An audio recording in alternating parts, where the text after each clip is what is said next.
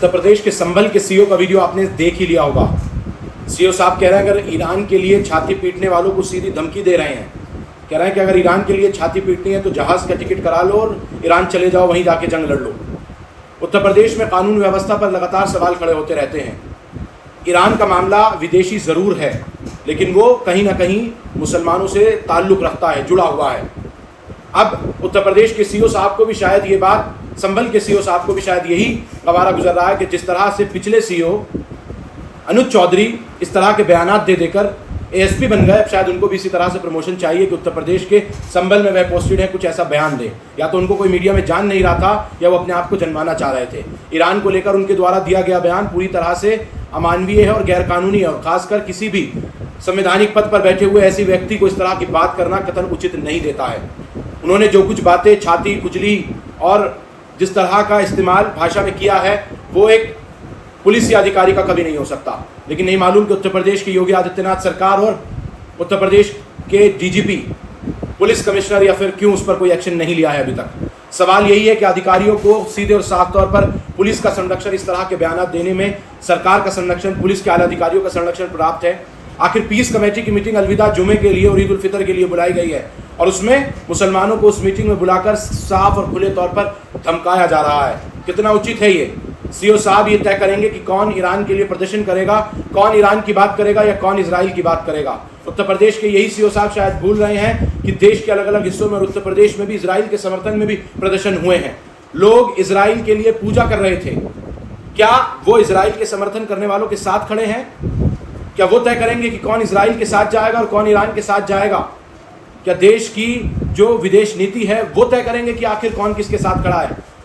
कल ईरान के प्रधानमंत्री से देश के प्रधानमंत्री ने भी बात कर ली है, ईरान के राष्ट्रपति से। तो क्या संभल सीओ इस बात को अब समझ रहे हैं कि जब दोनों देशों में दोस्ताना माहौल है तो वो फिर आखिर कैसे मुस्लिम समुदाय को संभल में खुले तौर पर धमका सकते हैं? और सीओ का ये बयान कोई आम बयान नहीं है। जिस तरह के अल्फाजों का संभल सीओ कुलदीप सिंह ने अपने बयान में इस्तेमाल किया है वो सीधे और साफ तौर पर अपराध की श्रेणी में आता है।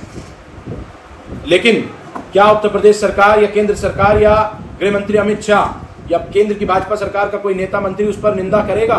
या देश में मोहब्बत की दुकान खोलने वाले नेता या पीडीए के तमाम वो नेता उनके खिलाफ मुकदमा दर्ज कराएंगे, उनका सस्पेंशन मांगेंगे या नहीं? ये भी बड़ा गंभीर सवाल है। और इन्हीं सीओ साहब के सर्कल में, जहाँ ये सर्कल ऑफिसर है संभल में, वहीं पर इजराइल के और बेंजामिन नेतन्याहू के लिए हवन किया जा रहा है। क्या उन लोगों का इलाज सीओ संभल कुलदीप कुमार करेंगे?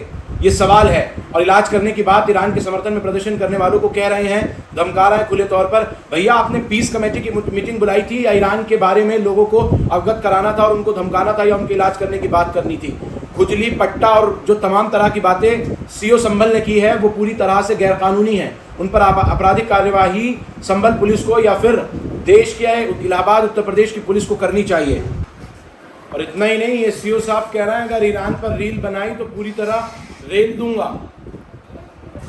ये संभल के सीओ कुलदीप कुमार कह रहे हैं और कह रहे हैं अगर किसी ने नमाज सड़क पर पढ़ी तो मुकदमा दर्ज कर तुरंत जेल भेज दूंगा।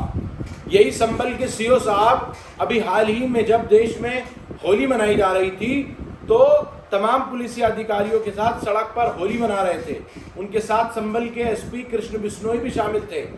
क्या उस वक्त होली मनाने को लेकर भी उन्होंने ये गाइडलाइन जारी की थी?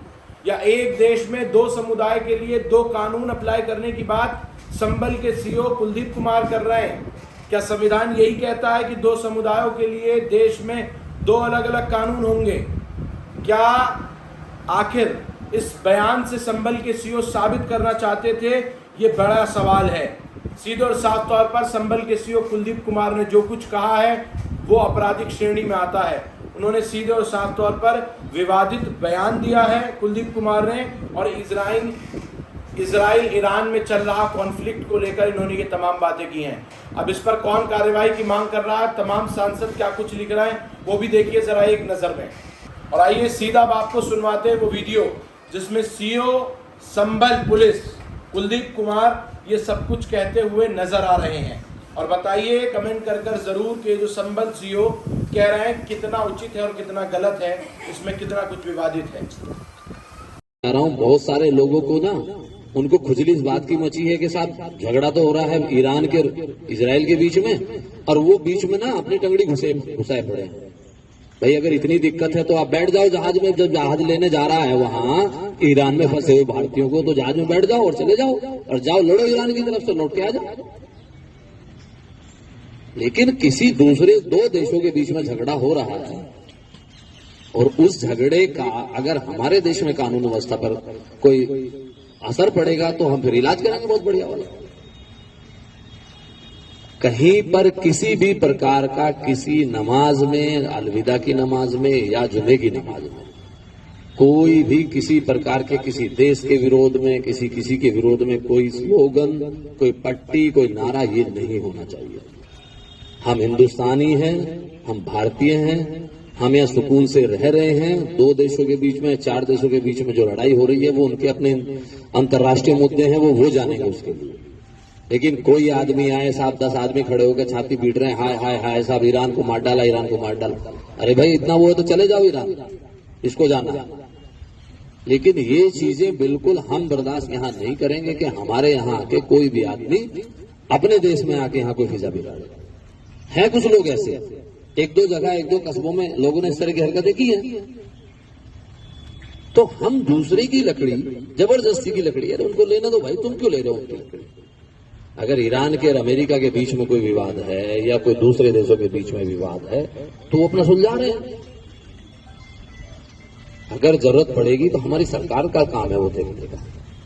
लेकिन हम इस तरह से कोई ऐसा काम करें जिससे लोकल लेवल पे स्थिति खराब हो जाए या लैंड ऑर्डर की समस्या आए, आपस में कोई वैमनस्यता आए, कुछ आए, तो वो चीज कतई बर्दाश्त नहीं होगी। ये चीज आप सबको एक बार बता दीजिएगा। और पुलिस फिर वहां तक इलाज करती है कि जहां वो पोस्टर छपते हैं ना, जहां वो स्लोगन लिखे जाते हैं, फिर उन तक का इलाज होता है।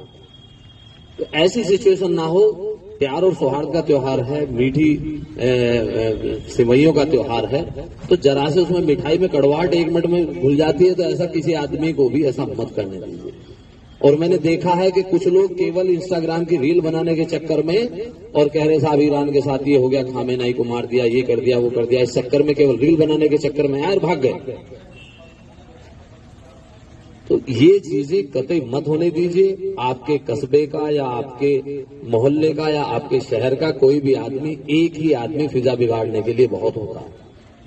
खुराफाती एक ही खुराफात, फिर उसको मिलके सब सारे लोग मिलके भी जब उसको संभालते हैं ना, तब भी बहुत वक्त लग जाता है। आपने देखा कि संभल अभी तक भी अपनी मुख्य धारा में नहीं आया।